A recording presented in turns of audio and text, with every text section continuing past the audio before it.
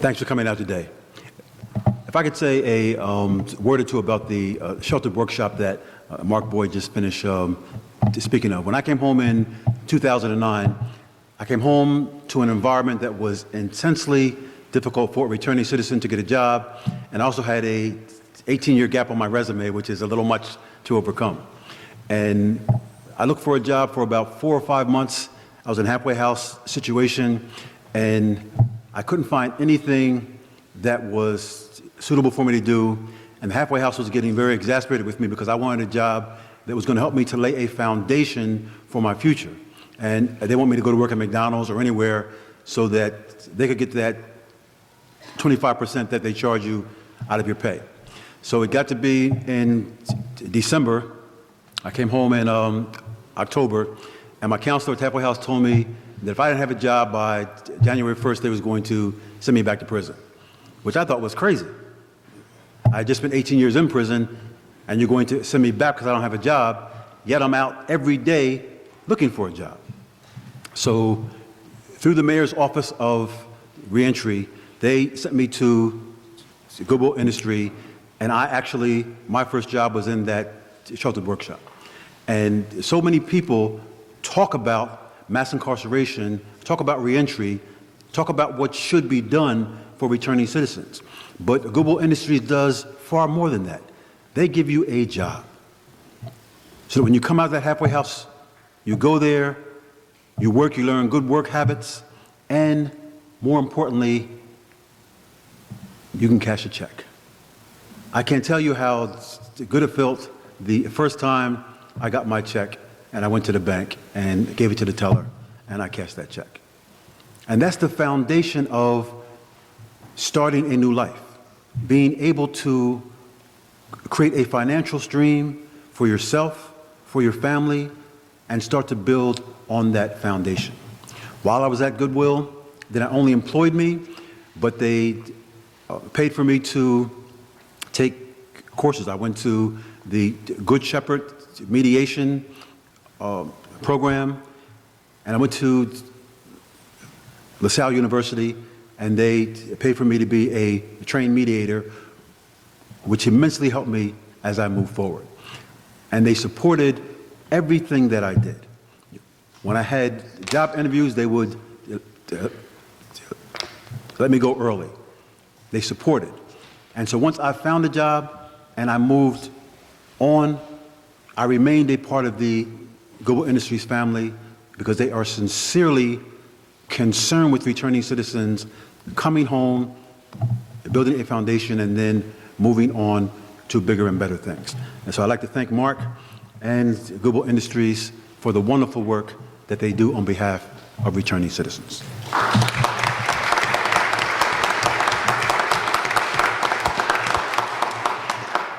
So what I'd like to do first is to have each of our panelists briefly introduce themselves and explain what they do.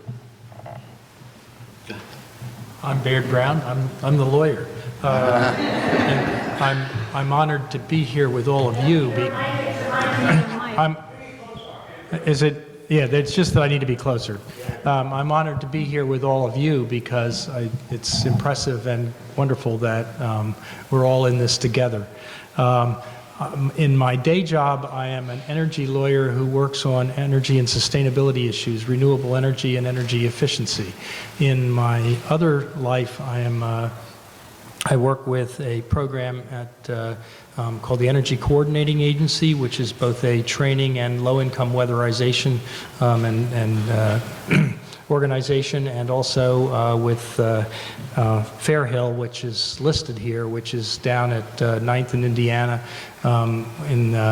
where we have made some efforts to work on criminal justice and returning citizens issues because they are the issues that we live with in the lowest income census tract in the Philadelphia area.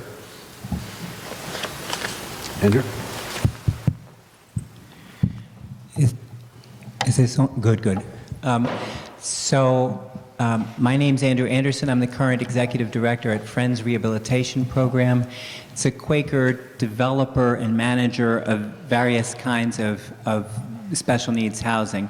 So development means building, managing means renting up and housing folks. And then we are a contract provider of social services for the city of Philadelphia. Before I go on, how many people in this room, how many people have read Michelle Alexander's work or had that open their hearts? I just want to see where that is. Okay, cool. So FRP, its business model is special needs housing. We have a bunch of HUD 202s, which means that we provide housing for low-income elderly people. We have 150 units of low-income family housing. We are the largest provider of so-called transitional housing in the city. The transition is women coming out of shelters with families. And we are the largest provider of housing for folks who are living with AIDS, HIV. We serve 41 people that way. And we did not do work with returning citizens before I got this gig. And it was my feeling that if FRP is on the intersection of housing and social services, and we are a Quaker agency, and we look past or walk past this issue, that we're not being fully useful or fully faithful. And it was Michelle Alexander that sort of gave, like, I've been trying to walk down the road that she sketched out in this, with this agency and in this role, and I'm very grateful to be with you this afternoon.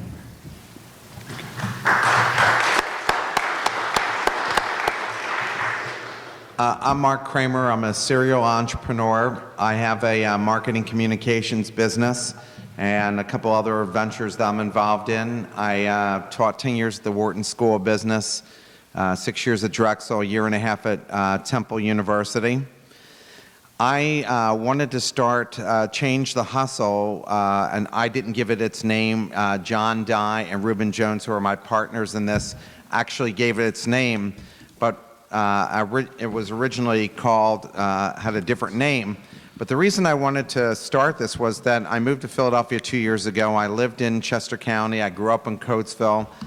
Went to a predominantly African-American school out in Chester County, which is very unusual for Chester County.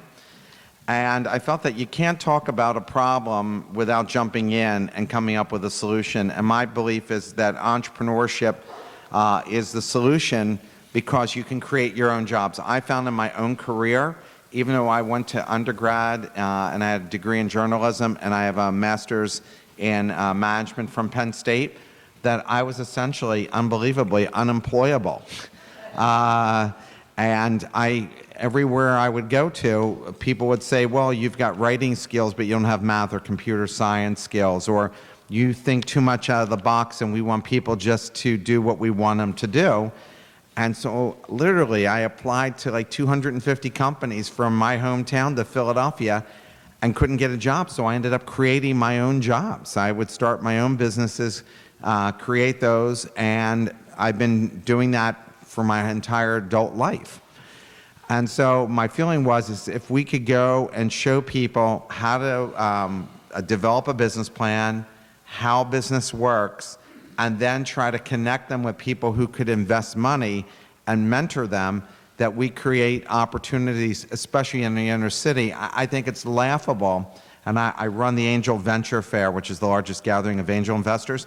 And one of my board members, I was trying to get my board to back this venture. And one of my board members said, what are you wasting your time for?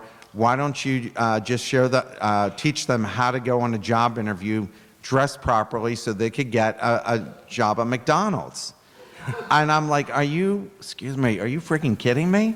I mean, working at McDonald's is, no, I'm not trying to disparage McDonald's. If you move up to management, certainly you can make reasonably good money, but that's a kid's job or somebody's semi-retired's job. It's not somebody who wants to own a house, have a family, aspire to what we should all aspire to, which is a nice middle-class living.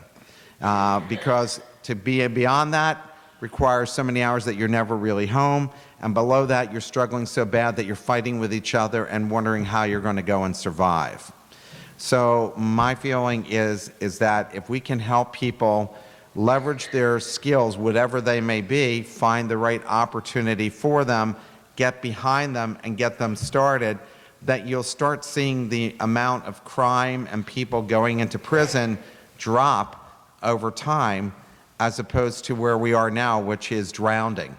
So that's the whole idea behind this, and if we're successful here, we hope we can duplicate this across the country.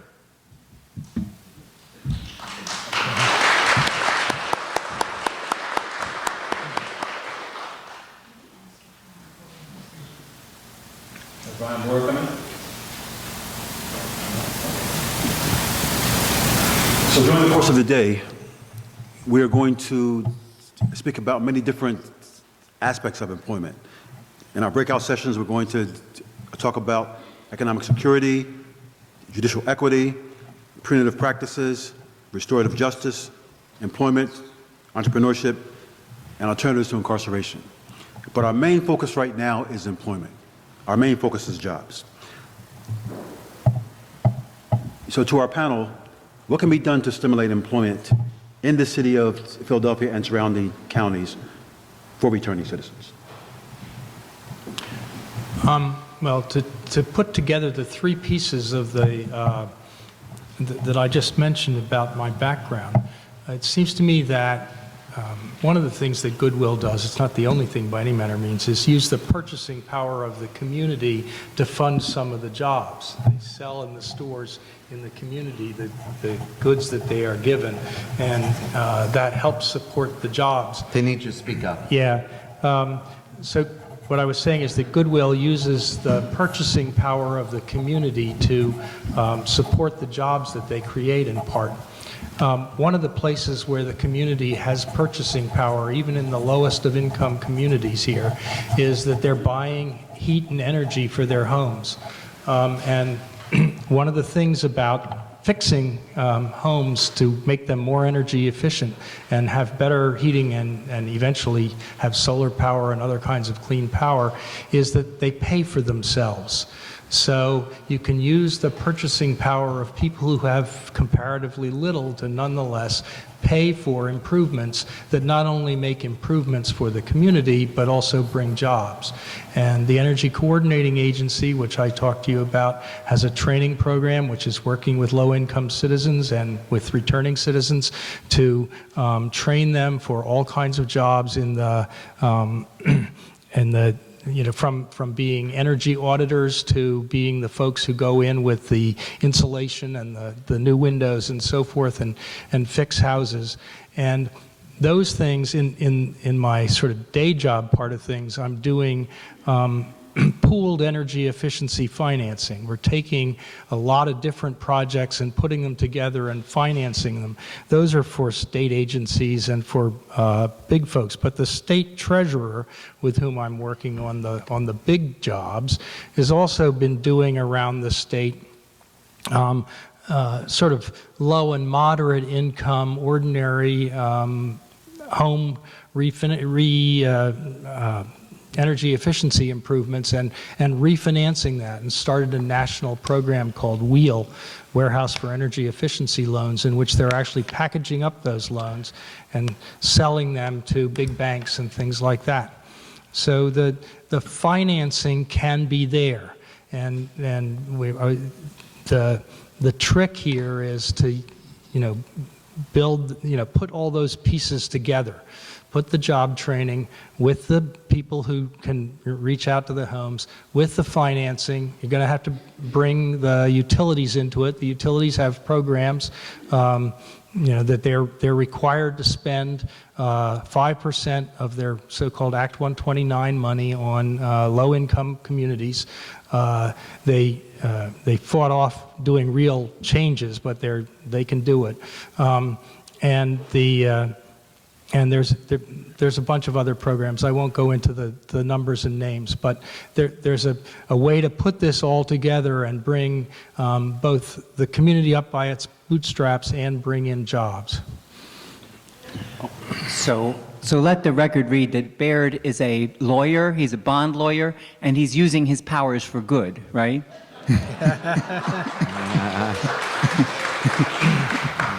Yeah, by the way, I'm listed as Esquire here. Esquire is a junior title of British nobility. Friends, Quakers have a testimony against titles, and I try not to use that, but somehow it's snuck in. But we do believe that all men are created and women are created equal. So the question is how to make jobs regionally for returning citizens, is that right? How to stimulate employment. Okay. So FRP is a housing shop. And there is, so now we're turning to the how. There's no shortage of housing stock in Philadelphia that could be productively renovated. I mean, does anybody in the room think we lack for like shells or housing, right? And there is a pipeline of folks who are coming out of the county, commonwealth, and federal systems to Philadelphia. So imagine 3 baskets. You have a training basket, you have an employment basket, and you have a micro-enterprise basket. A micro-business, a micro-enterprise is defined as something that is 5 or fewer folks and $25,000 or less to start. Imagine somebody has his name on the side of a truck, right? Imagine a Venn diagram where you got the overlap of a job and a enterprise. That sweet spot is a nice place to hold in our hearts and heads as where we would, the outcome we'd like to produce together. So FRP is working with what's called the STAR Court. There's a federal reentry program, and we are covenanting to take a certain number of their people and essentially give them a paid internship. There's a 16-week training program, and then either employ or refer those folks. That's the start folks at the training basket, move them to the jobs basket, and we're holding the intention to help folks start small businesses on the back end of that. But that larger architecture, thinking of using our purchasing power, using our intention to help people move through the pipeline of training, jobs, and micro-enterprise is, I think, that's a reasonable takeaway for us today. So to clarify, on that point, there are currently 44,000 vacant houses in the city of Philadelphia, and City Council is discussing putting these houses into a land bank. Currently what happens is where the houses are located in the councilmatic district, that city council office controls who gets those houses. So there are 10 councilmatic districts where these homes are controlled. So basically, what these houses have become is a piggy bank for city council members to distribute these houses to their pet contractors and developers who support them. What we're looking at is a move to put these houses into the public domain so that they can be developed. There's currently 20,000 persons coming back out of incarceration, federal, state, and county every year in the city of Philadelphia. So in terms of the houses and able-bodied persons to move this forward, it's a wonderful idea. One thing Mr. Baird said. Did you want me to answer that question too? Most definitely. If I could just say one thing about what he said, Mr. Baird talked about purchasing power. And we have purchasing power that we don't really think about. How many folks have Comcast in this room? Okay. And there's a lot more folks who have it without the community. Yet Comcast will not hire returning citizens. Think about that. Comcast is one of the largest corporations in the city of Philadelphia, and they get immense tax breaks from the city, yet they won't hire returning citizens. If there was a move to say, unless you hire returning citizens, we're going to go watch DirecTV instead, they would take notice of that. Well, he stole some of my thunder just now because Comcast is creating 5,000 service jobs, customer service jobs. And I can't imagine a better place to do it than in North and West Philadelphia and settle into the community. I mean, God, these jobs pay pretty well. And to have 5,000 of those jobs, think about how much that would change the community. So it's kind of disappointing and disheartening to find out that they have an actual written policy on this, or is it just that they don't do it? They don't hire folks to go into homes if they have a record. No. Well, that's a problem because it's a liability issue for them and insurance. But for the customer service side, to be able to answer the phones and so forth, a great opportunity. But on the entrepreneurial side, we need to be able to go and leverage large companies to buy from people who are starting these businesses. You know, for the banks, they have Community Reinvestment Act, so they have to spend a certain amount of money and loan a certain amount of money into the community. And for large corporations, they have to spend a certain amount of money to minority and women-owned businesses. But what we need to do is help the folks that come out to find out what their key strengths are, to write a plan about something that they're passionate about. And it could be anywhere from being a handyman, which there's never enough of those in the city, to the fact that they maybe have run a club before and to start a club. It could be that they have great graphic art talent and they're able to go and work with ad agencies and develop websites. There's about 30 different businesses that we have made a list of that cost from nothing to maybe a few $1,000s to actually launch. Even my marketing communications practice really cost less than $1,000 to go and launch. So there's a lot of different businesses that can be launched, but the next step after teaching them about how to write a business plan, all the information, because you need that to convince people to write a check, then to teach them initially about how to run a business, and then actually have somebody connected to them that they could bounce ideas. Listen, no matter how sophisticated you are, and I taught MBAs at Wharton, and those folks aren't any smarter than a lot of the other folks that I've met who have no education in doing it. I mean, a lot of it's based on common sense. A lot of what you're taught in school, not necessarily applicable to running a business day to day. I mean, I could tell you lots of stories that would shock you about how little these folks actually know. So anybody can be taught these skills if in fact they're interested, aggressive, and can stay focused on trying to execute that particular idea that they have. But if they're looking for that somebody's just going to jump in and hand the money, that's not going to happen. It's such a competitive world out there, but there are lots of opportunities, and every day we read about somebody who's come up with an idea that with little or nothing has made is going to make a significant amount of money. And I give one example locally of a lady who came up with an idea. Her name is Yasmin Mustafa. I'm sure you probably read about her. It's called Roar for Good. And she came up with an idea for a piece of jewelry that you push the button for a woman and sets off an alarm and then sets a text to all friends and family, letting them know she's in trouble and where she is. She had no money, zero money.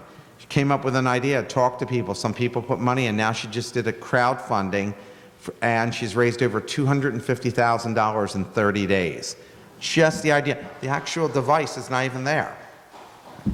So it's not impossible to go and do, and we have lots of opportunity here. And lots of ideas from returning citizens who sit in their cells for many years and dream of the opportunity of starting their own business. We talk about how in many state prisons and also in federal prisons, there are vocational programs so that people learn how to do maintenance, plumbing, electricians.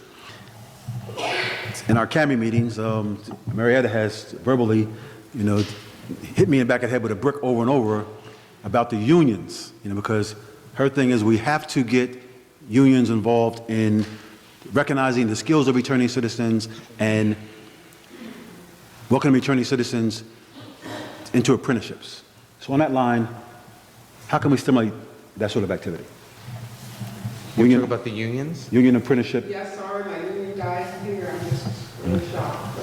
But we still want to, discuss it, so.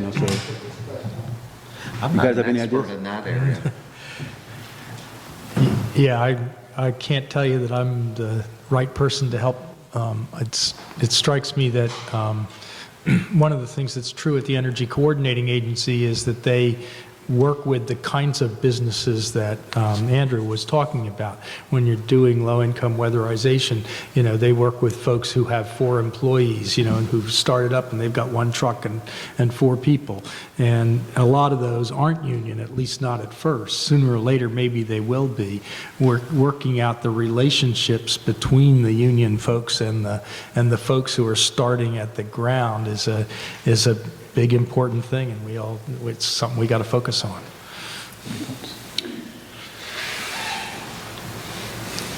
So everybody does things for their reasons and not for our reasons. So there are a couple things to be said about that. One is a number of the people who have union jobs in this town are aging, and there is a significant issue right now recruiting folks into the unions and getting that and just building a pipeline of people who want to do those trades. Second, there's some issues there is strong external pressure to desegregate the unions, and that's been sort of an ongoing thing in the city for some while.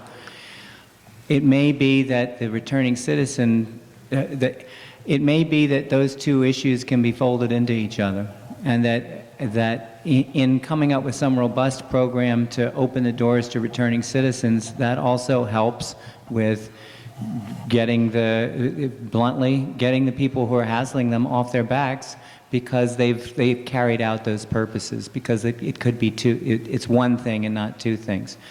I'd ask everybody in this room, by the way, to open your hearts to the people who are in those jobs and who are the stewards of those unions, and pray on those people so that they can be with us in this bigger conversation about how to hit the reset button. Because having decent jobs is something that everybody wants, and there's a lot of division and nastiness in our culture right now and in our politics. And I'm a Quaker, I'm a both and guy. And I just want to lift up that opening our hearts to those union folks and encouraging them to be in the conversation with us is something that we can do as a step in the dance to build a better model and a better world. John, I have a question for you. When you're in prison, is there training that's there or a training program where it could be connected to the union so that when they come out, they're ready to go? Well, is there? that needs to be done. There are training programs that are for various trades. In prison, all the work that is done in prison is done by prisoners. If a toilet clogs up, they don't call, a company to come in and fix that. They have a department, and they have a licensed plumber, and he trains prisoners to do all that work. The same with heating and air conditioning, electricity, painting, construction. All that work is done by maintenance departments inside of the prisons. So the reality is, in order to link this, those departments should be linked with unions and private companies on the outside, so there's a transition. If you attain a certain level of competence inside, there should be a pathway from that job on the inside to real-time employment outside. But there's no link. Our politicians and our prison officials are not looking at the reality of how it should be done. One of the things that we talk about at TCRC is looking at mass incarceration in real terms and seeing what needs to be done, and then pushing politicians, prison officials, educating the public as to simple things that can be done to move this forward, and also doing things ourselves. For an example, we have a partnership with Piney Grove Baptist Church, and their pastor is a retired sheet metal worker. and they have a program where they teach community members to pass the sheet metal workers test. Right now we have 12 guys in the program. 3 guys have passed the test successfully, and 2 guys have gotten employment. Their employment started at $19 an hour with serious benefits. At the end of that 3-year apprenticeship, it goes to $34 an hour, and eventually they can make $65 an hour once they are full-fledged sheet metal workers. That's the sort of path that we like to put people on in terms of not just finding a job, but finding a career. But it's difficult to make those connections. Many unions are not looking at returning citizens in the light of this is a able-bodied workforce that we can connect with and move forward. And we in the public have to support initiatives like that, which means educating yourselves. Our next question: how can the stigma against returning citizens be overcome in terms of jobs, not just for employers, but also for the public? And let me add this. Recently I did a seminar, and a person in the audience said, I don't want to be working next to a person who may have been a murderer or a rapist or a burglar or a bank robber. Why should I have to deal with that in my work environment?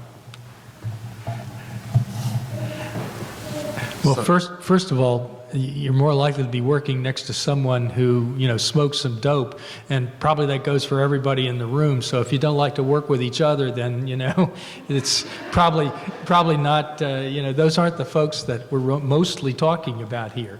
I'm sure some folks were violent criminals, but an awful lot of the folks that are out there were arrested for minor possession offenses. So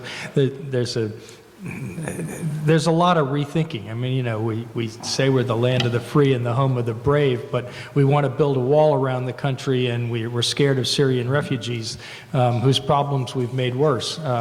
So it's kind of the home of the walled in and the scared. So same problem here. So I would answer that question by telling the following story. 3 days after I got my new gig about a year ago, I snuck out of work to listen to Cornel West at the Free Library, because he was there, and I was starting a new life. And he was marvelous, and he was riffing and blah, blah, blah. And early in the speech, he sort of thundered, I am who I am because somebody loved me. And the top of my head blew off. Maybe I was just ready. And I heard that. And then the following week, I ran to the people I was working with at the Federal Reentry Court and said, look, you people at the Department of Justice must be talking to people. Is there anybody in the country that is doing best practice work in this field? I mean, who is that? And could you talk to your dark masters and check that out and get back? And they did have an answer for me. The answer was Operation New Hope in Jacksonville, Florida. And so I would lift that up if people want to Google that. So I'm on a conference call with the executive director of Operation New Hope, and they're describing how they do 2 things. They renovate houses and they employ returning citizens. So I was excited to connect. And the executive director, who is an Episcopalian who began the work for faith-based reasons, right? He was doing racial justice work, and then got into that. And he described that as he was doing this work, he thought that the business people would be the worst and religious people would be the best, but that it turned out actually to be the opposite. And I said, well, what do you mean? He said, well, we got a focus group of executives together, and we asked them if they would consider employing returning citizens, and they all said no. And we had the facilitator ask them why. And they're like, well, they don't come in on time. They just laid out the whole thing. Drug use, don't come in on time, scared, blah, blah, blah. And the consultant wrote down the answers. And then at the end of the thing, he's like, well, what if we could get you employees who, and then he gave them the opposite of all of the things that they said, who did come in on time and this, that, this, that. and their reaction was, well, we don't think it's possible, but okay, yes, we would. So fast forward a couple of years, he now has, Operation New Hope is the HR shop of choice for a significant number of small businesses in Jacksonville. They do essentially they do a heavy-duty training with folks, and when they send them out into the workforce, they're ready. And now a number of businesses are making the witness that working with returning citizens has actually helped their bottom line, and they don't have the resources internally to do what Operation A New Hope does. So I was like, that expanded my head to a new place. And I'm like, well, I get that, but what did you mean by religious people were the worst? He said, well, there is a pastor of a mega church who shall be nameless, and he said to me that he brought 600 souls to Christ in the prison in the last year. And the guy I was talking to, Kevin Gay, says, well, brother, that's wonderful. What now? And the guy says, well, what do you mean, what now? And Kevin Gay, repressing the urge to hit him, said, well, now, brother, now the real work begins. And the guy says, oh no, brother, we catch them, we don't clean them. Now that's the South, and people are a little more refreshingly direct in a way. I mean, I celebrate the guy's, frankness. Thing of it is, though, I was thinking about, so for about 3 surreal days, there were these 2 different things running in my head. One was Cornel West's, I am who I am because somebody loved me.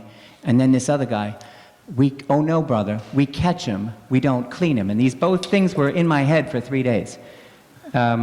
So with regard to the stigma, the business people in Jacksonville who came to the table with their real concerns, their real fears and reservations, and stepped out in faith and did the thing, like everything else, when you really, to be in real relationship is different than whatever fantasies we have about other folks.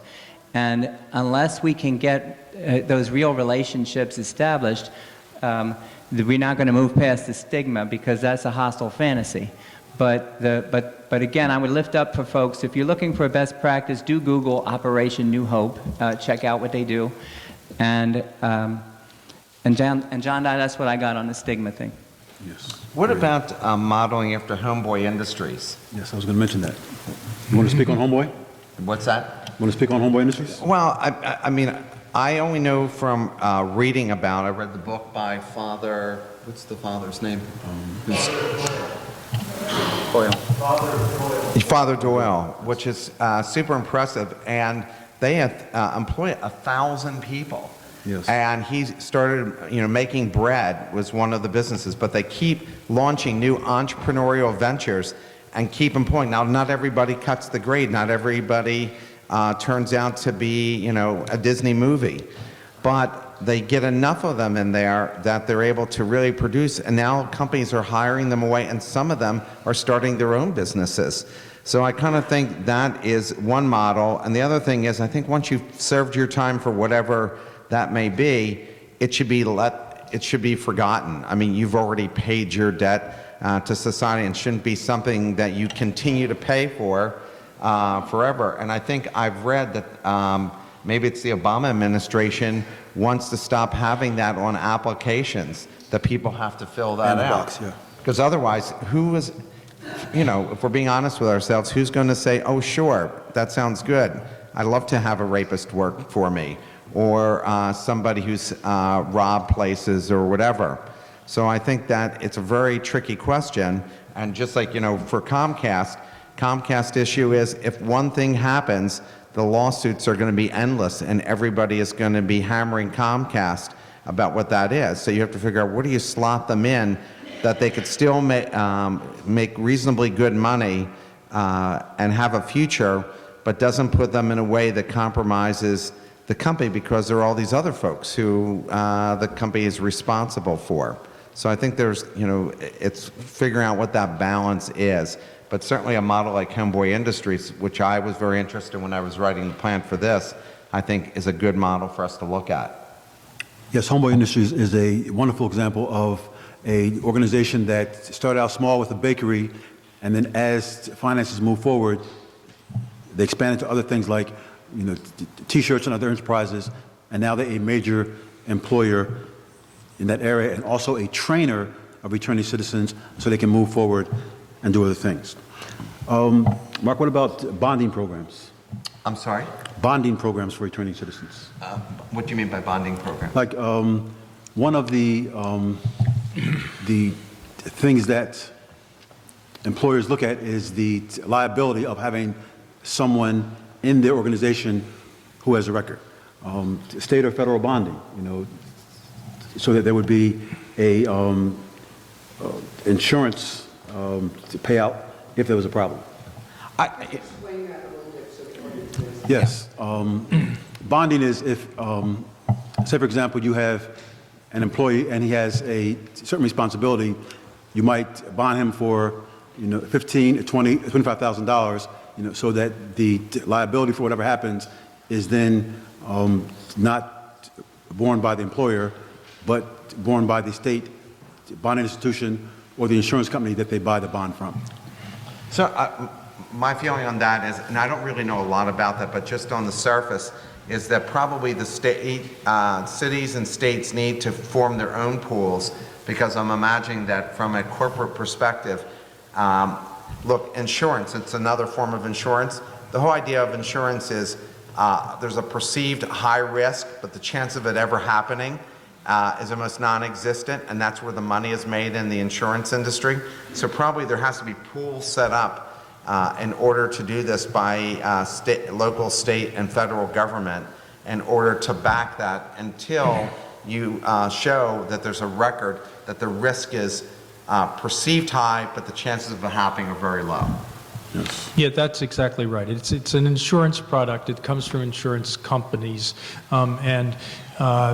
Insurance companies, there's a sort of a common thread here. Insurance companies and lending operations, they're all sort of credit and history related, and rating agencies that help you with placing debt. And the statistics are absolutely critical to bringing them along, but they will listen. One of the things that we've been educating the rating agencies about is, the savings really do occur when you put in energy savings equipment, and it really does pay for itself. And you need to come and give the statistics to the rating agencies and say, yeah, this really works. And it's the same thing with returning citizens and bonding companies. They work on numbers, and that's the good news. They work on numbers, and if you can get the numbers together, they will listen. Can I ask you another question? Yes. For when you go to a parole officer, what if someone who had a criminal record starts a business and they're successful and they want to hire other people with records? How does that work out that they're able to work together without the association being an issue? Well, oftentimes you can't work for a person who has a record. The parole authorities are very backwards in their thinking in terms of association between the formerly incarcerated. We just had a situation where we got 57 people hired on election day. You get paid $100 a day to work for a judge who was running for the state Supreme Court. And at the halfway house, they refused to let their people work for us that day because they'd have to work with other folks who were formerly incarcerated. Often they feel as though if you're in association with someone else who is a former criminal, their mindset seems to be that when we get together, we're going to hack some further criminal conspiracies that's going to consume society. What they aren't really looking at is if the folks who are formerly incarcerated are in the company of those who are like experienced, but moving in an extremely positive direction, we're going to influence them to do the right thing. Then they're going to influence us, to regress. So that's a problem in terms of that. And that comes back to, Can I ask you another question? yes. He's such a wealth of information. So why aren't there, has there been attempts at pilot programs? Because I kind of think, look, we struggle through the same thing in helping early stage companies raise money. Philadelphia is a really, really tough place for early stage companies to raise money without even having a criminal record. And so what we try to do is we're trying to put together pools of groups of individuals who understand the need to create these opportunities so we don't lose the best and brightest. And I think that we need to be able to put together and maybe have somebody like a David Cohen who has that kind of power, put together some city leaders and say this is a business problem that needs solving. Forget about being nice and it's for religious reasons we should help our brother. It's a real economic problem, and we're losing lots of economic opportunity by the fact that these people come out and actually do want to work, and because of the stigmatism and the fact that you're not supposed to hire people with records, can't we at least start out with some pilot programs that we can put together like Homeboy Industries and have a period of time that we're going to evaluate them and keep adding on to them? There has to be at some point here that you get the really smartest, brightest, and most influential people in the city and make them realize that there's an economic problem. It's in their best interest, and they can make money off of this. At the end of the day, they need to know, how do we make money off of this? Yes. Is that a systemic problem, or does it weigh down rural churches, not just for handguns, Germantown Friends meetings? Yes. Is that a systemic problem that that weighs down entrepreneurship? Not just for returning citizens, but for for anybody, bright new students coming out of Wharton or whatever. It's a problem in the East Coast that if you're in the East Coast and you go to start a business, everybody says to you, how much money are you putting into this deal? Mm-hmm. And you say to them, well, I've got kids in college, or my spouse, man or woman, is hesitant about putting our life savings in and so forth, but I've got this great idea. So those people on the East are hesitant to do it. So the people leave, go west, and the people on the West Coast say, hey, your job as an entrepreneur is to come up with the idea. Our job is to fund it. And by the way, our job is also to help open the doors to create opportunity. And we're not seeing enough of that, and that's why we don't have these billion-dollar success stories where they leave those companies and keep populating the community. There's a venture fund out in the West Coast that has 33 companies in their portfolio with $1 billion valuation. We don't have any companies for any of the venture capital funds, angel investors, whatever, to have $1 billion valuation in all of Philadelphia, Wilmington, Baltimore, up to New York, and there's probably some in New York, but let's say that gap, that mid-Atlantic area. So now on top of it, we need to be able to help returning citizens. And so that's why I say in Pittsburgh, they were able to turn around the city about 25 years ago by having the very top leaders, the Hillman family, the Hines family, get together and say, this is what we're going to do to go from smokestack to technology. We need to be able to do the same. And so I don't think, unless any of you in the room is a leader of one of the top companies in the region, your heart is in the right place, but we got to get those people, the guy who runs Aramark, the people who run Comcast, to sit together and say, this has got to be one of our missions, is to get these people who've come out of prison, get them jobs so we can cut down the number of people who keep going to prison. Otherwise, we're not going to get there. See, that's the kind of thinking that we need to move forward on. TCRC is a part of the Philadelphia Rancher Coalition. And which is the Philadelphia stakeholders who are directing the policy for the next 5 years for reentry in Philadelphia. And I sit in these meetings, and I feel like banging my head against the wall. They just released a 75-page document of what they wanted to do, and there was not a single job in that entire document. So they're not thinking on the right terms. You know, their thinking is more security, public safety, assimilation than employment and entrepreneurship. So we have to change the language, and we have to move that forward. I just want to ask you this. How does the question of Black Lives Matter or the fact that there's racism still, and a lot of that, I'd like to see, I haven't heard that discussed as a problem here at all, and I think we need to think that, how does racism itself enter here? Because it just seems like there is not a real movement to include these black men, these men of color, these women of color. Black, no, I don't say of color because it doesn't affect all people of color. But certainly we know that we're still talking about having Black Lives Matter. What does that do to this whole question? How does that distort this whole problem? Well, I think it's a race issue and a class issue. It's definitely a race issue because for many young black men, their first job is in the prison system. I met so many guys who had never worked in their life until they got a job in the federal prison industry, and it's the same for the state. So we're looking at a $80 billion system of mass incarceration, which manufactures all sorts of products all across the board. Yet when guys and females leave the prison and they come home, they can't get a job. So the only jobs are inside the prisons. And that's a form of racial control and class control. When you say Black Lives Matter, the reality is black lives have never mattered in this country.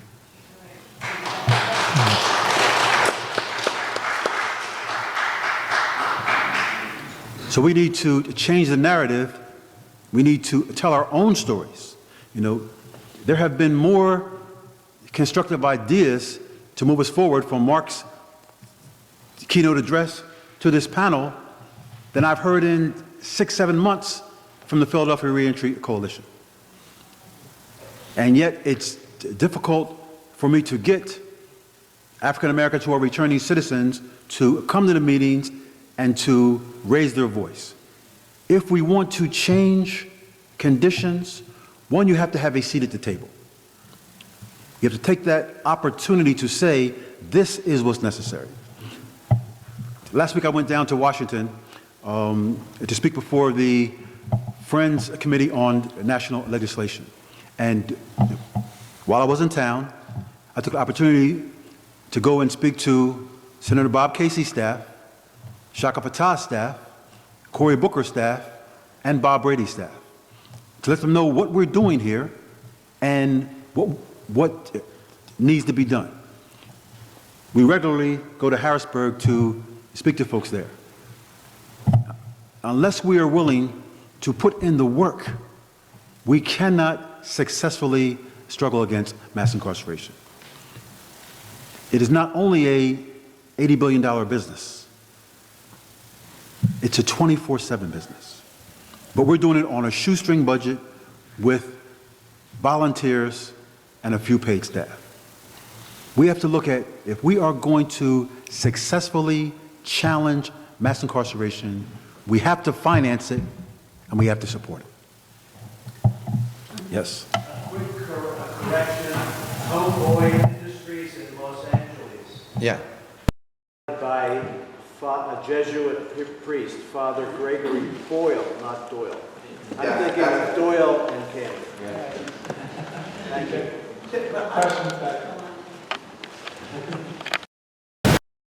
I'd suggest that we consider the endowments of the religious, of the faith communities in this region. If you want to talk $1 billion, those funds all added up exceed that amount. That's a very good point. Recently, there a proposal. How many folks have been to the Reading Terminal here. Of course. Reading Terminal is a wonderful Philadelphia institution. We have a plan to open up a Reading Terminal type operation in the heart of North Philadelphia.